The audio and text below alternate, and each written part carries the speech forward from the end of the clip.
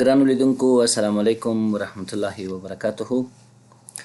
په تیر درس کې مونږه په مایکروسافت ایکسل کې تقریبا په پی سپیشل باندې په تفصیل خبرې وکړې او د پی سپیشل مربوطه ټول کمانډونه مونږه ولوستل. دغه نه وروسته چې دا کم کمانډونه مونږ سره دي کټ دی، کاپي دی او په همدې شکل فارمټ پرنټر دی. اوس راځو په دې باندې کار کوو. زه دلته یو جدول جوړوم په نوم د امپلای آی ډي، د کارمندانو جدول جوړوم. امپلای نیم، بیا لیکم چې پوسټ، بیا لیکم سیلری، بیا لیکم اوور ټایم او بیا لیکم نیټ سیلری. او همدارنګه یو آی ډي نمبر هم ورته ورکوم چې 01 او دا تقریبا 15 نفرو په اندازه باندې دلته زه دا ډرا کوم. لیکم موږ سره یو کس ته اسلام دی، بل خان دی، بل اجمل دی او بل فهیم دی، بل سادات دی. موږ سره دا ټول چې موږ سره آی ټي افسران دي، آی ټي بخش کې موږ سره کار کوي. د دې ټولو معاش تقریبا 100,000 افغانۍ دی. څو روپۍ دی؟ 100,000 افغانۍ. 100,000 دې 1000 روپۍ اوور ټایم کړی اضافه کړی دی، 3000 روپۍ اضافه ده، 50,000 روپۍ د یو میاشت کې. صحیح شوه؟ دې تقریبا 2000 روپۍ او 10,000 روپۍ. اوس د دې نیټ معاش څومره کېږي؟ زه راځم لیکم مساوي سم، یو فارموله تطبیق کوم. مساوي سم قوس شروع ورته یم دغه معاش واخله جمع که ورسره چې شی دا داسې هم کولی شي معاش واخله کامه دا ورسره جمع که قوس باندې انټر کلیک که ماته دا مجموعه معاش راته معلوم کو. همداسې سلیکټ کوم لاندې تر دې پورې کنټرول ډي کلیک کوم چې دا فارموله لاندې هم تطبیق شي. اوس دغه ټیبل زموږ ډېر ساده دی. که احیانا دې کې بعضې ځایونه ستا مثلا دغه عنوان یا دغه ټول ټیبل غواړي دې نه لرې کې بل چېرته ایسي سلیکټ یې کړه ورته کټ که دا وروړه کټ شو. چېرته یې راوړې؟ دلته یې راوړې که دلته ورته دلته پیسټ کلیک که ګوره هغه ټیبل ټول هغه ځینې څه کال ته یې بوت. کټ په دې معنی چې د یو ځینې یې ختم که او بل ځای ته انتقال که. بلکل مکمل. او کاپي په دې معنی چې دلته دې مې بل ځای ته ماته کاپي راوړه. ګوره سلیکټ مې کو، راځه دلته د کاپي باندې کلیک کاپي شي کلیک کو، دلته ورته ماته پکار دی. بیا پیسټ باندې کلیک کوې. کله چې تا یو شی کټ کړو کاپي دې کړو هغه نه وروسته به په پیسټ کلیک کوې. پیسټ کټ شوی او کاپي شوی شی موږ ته انتقالوي راوړي راته. پوه شو په خبر باندې؟ فارمټ پرنټر څه کار کوي؟ دا فارمټ پرنټر ډېر یو مهم کمانډ دی. تاسو وګورئ څنګه مهم کمانډ دی. زه دغه دواړه یو ټیبل دی که نه دی، دې ته زه یو ډیزاین ورکړم. مثلا دغه ځای مې واغسته، بورډ مې کو، دا مې عمودي افقي سنټر ته راوستو، بیا مې دا ټول ټیبل د سلیکټ کو، عمودي افقي مې سنټر ته راوستو او هغه نه وروسته مې داسې یو بارډر هم ورته ورکړه. ګورئ متوجه یې که نه؟ اوس تاسو غواړئ دغه ډیزاین چې تاسو دلته ورکړی دی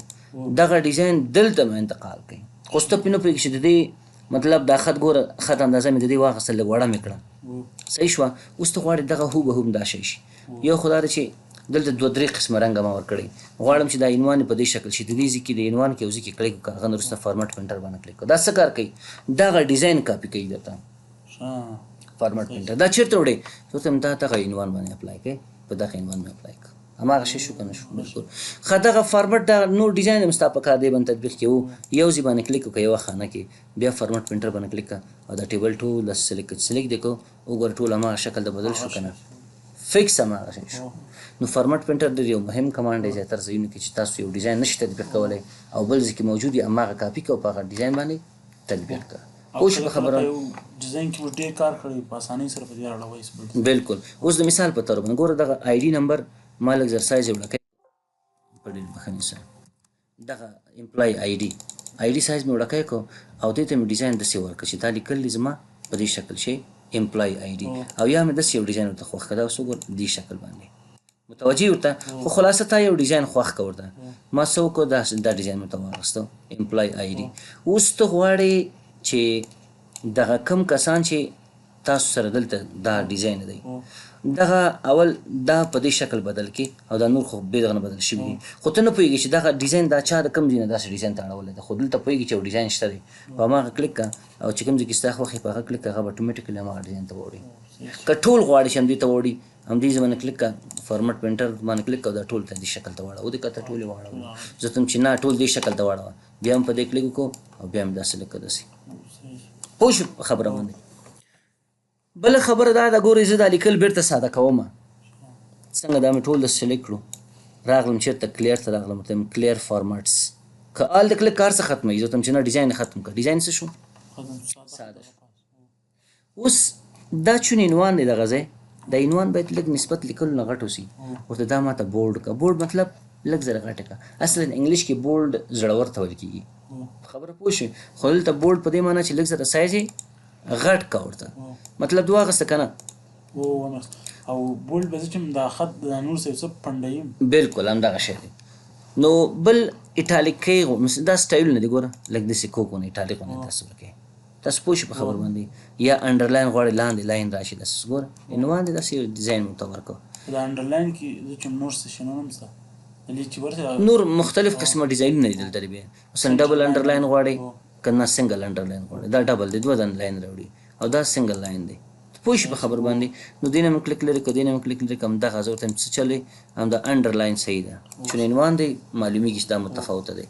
بل که چیرې ته غواړې د خپل ټیبل ته فارمټ بارډر ورکړي چې ورته ورکړي بارډر دې کې ښایسته ښایسته بارډر دي مثلا زه غواړم بره بارډر وکړم لاندې د بارډر نه اوس زما د ټیبل بره بارډر شته لاندې نشته دلته نه معلومیږي چېرته معلومیږي کنټرول پی کلیک کړه کنټرول پی پرنټ لاړ شه کنټرول پی چې کلیک ګوره بر شته که نه شته زه دغه بل ټیبل بیخي ختموم دلته چې دي ما سره دا مې د سلیکټ کړو کلیر ته راغلم آل مې کلیک ارس څه شو ختم شو اوس چې کله فایل ته راشم پرنټ کې تاسو وګورئ هغه ټیبل بارډر شته دی نو بیا مې دا سلیکټ کړه داسې چې سلیکټ مې کړه زه دلته ورته یم چې یاره نه دا ځل زه غواړم آل بارډر وکړه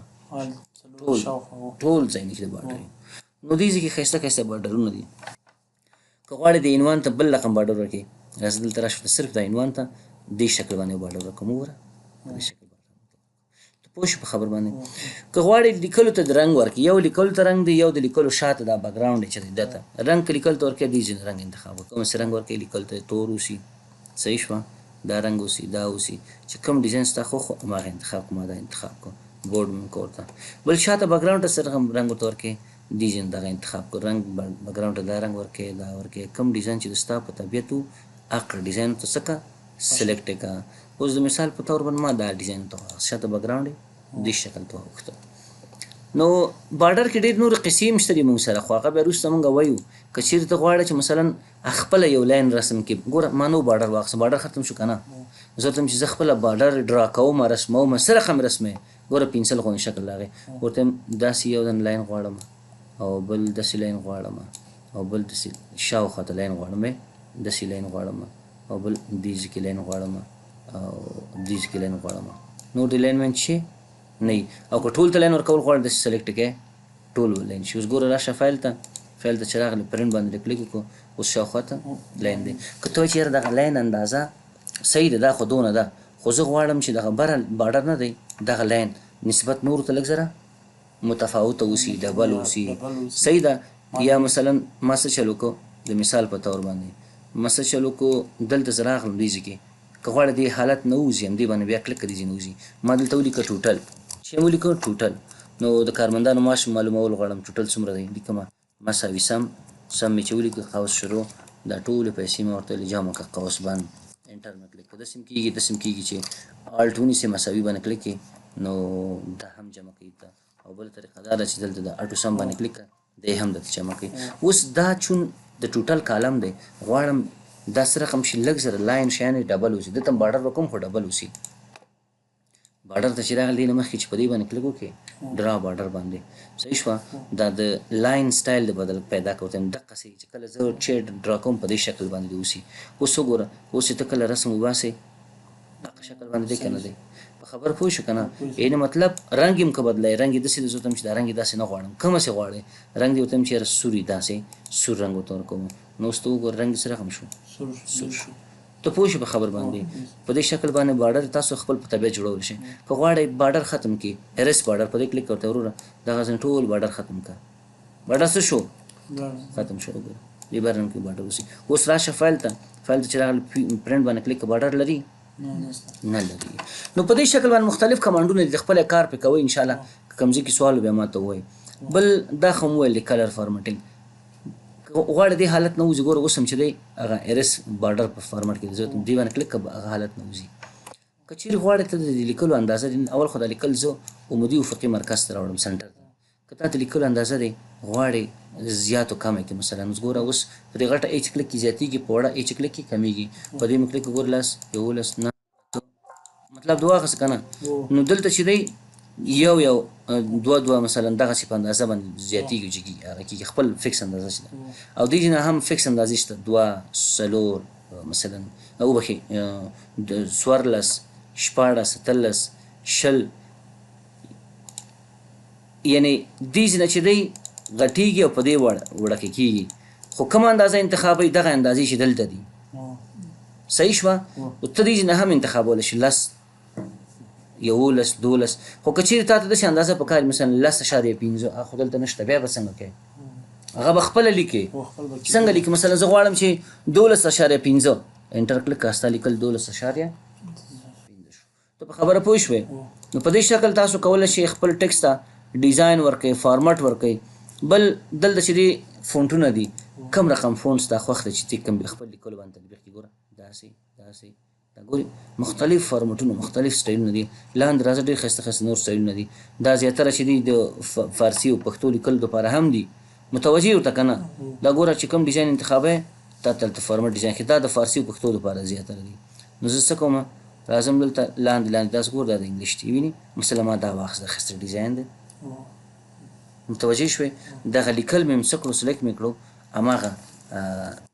سکای او چې شی هغه ورته انتخابوم اس کې نه دا بیخي بل ډیزاین دی خو خیر ما دا ورته انتخاب کړه اندازه مې ورته کمه کړه نو چې ستا سره کوم ډیزاین خوښ و هماغه ډیزاین ورته انتخاب کړه بل ګوره دا چې دی دې خو ته دا د فونټ بخش شو راځو الاینمنټ ته الاینمنټ کې چې دی ګوره اول مونږ سره د ټکس الاینمنټ دی ټکس الاینمنټ مطلب چې دی ګورې دا لیکل مې ټول سلیکټ کړو او بیا راغلم دلته کلیر فارمټ مې وویلې ډیزاین مې څه کړو ټول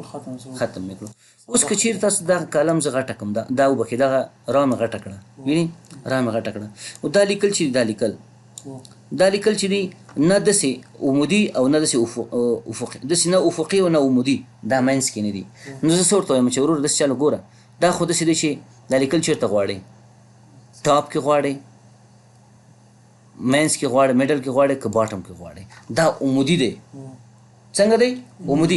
عمودي ګوره دا یو دانه انتخاب عمودي ستا لیکل چېرته اوسي دا ځای لږ زر غټوم زه نورو داسې هم غټوم ګوره ښه عمودي دې لیکل چېرته اوسي مینس کې دې اوسي ټاپ کې دې اوسي ښه نه ورته یم عمودي دی چې دی مینس کې اوسي ښه داسې څه رقم غواړئ افقي چې دی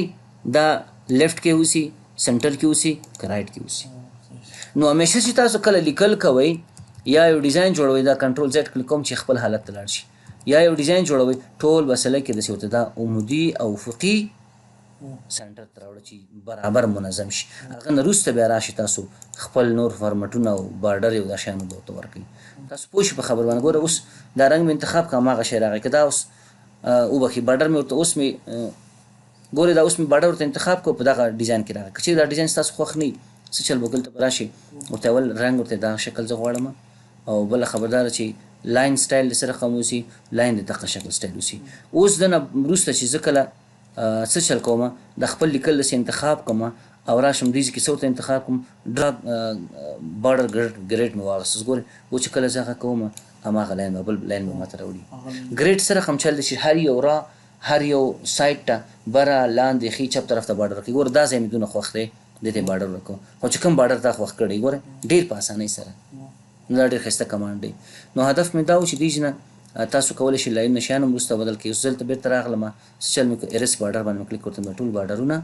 ختم کړه دا هم ختم کړه او دا هم ختم کړه صحیح شوه نو په دې شکل تاسو کولی شئ خپل ټیبل لیکلو ته په ایکسل پروګرام کې ډیزاین ورکړئ نو دا و زموږ د نن ورځې درس